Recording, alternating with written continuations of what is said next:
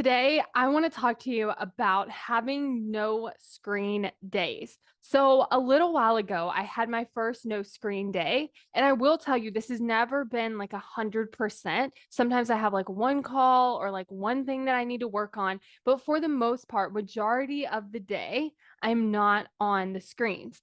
And the first time that I did that, I was actually very excited and I had a lot of fun. And it was something new and it was something different. So I was really motivated and I had a great experience.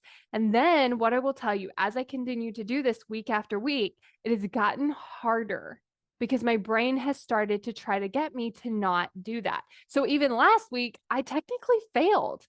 I had spent probably more time on the screens on my no screen day because I had let my brain talk me in to like using my screen. And it seems like a really good reason at the time. Like that's the thing about the brains is they're a little sneaky. It always seems like a good idea. Like it always seems like a valid reason until I realized I was like, oh, wait a second.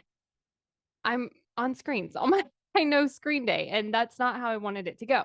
So I'm doing it again. And this is what I wanted to share with you is that first, when you start going after your goal, it might seem really exciting and you might seem really motivated. And then what happens is it starts to get harder. The brain starts to become more clever in the ways that it tells you to like not do the thing. And before you know it, you find yourself like not making progress toward a goal or like failing at doing the things you said you were going to do. And here's why. Because when we have that excitement and that motivation, we're not really feeling the uncomfortable feelings that can come up. We're excited, we're motivated, so we start to do it. And then once it starts getting uncomfortable, that's when our brain is like, oh, avoid this. Don't do that. Go do something else. Let's forget about the goal. We can't do it. All of this because it starts to get uncomfortable. So, what I've noticed for me is my brain is like trying to talk me out of it. It's like, well, we could need to do this and we need to do that and we could do this and we could use that time for this and that. And it has like all of these reasons.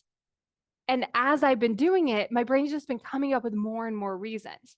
And so, what I want to encourage you to do is actually let it be uncomfortable, especially for something like this. I'm like, no, this is supposed to feel good.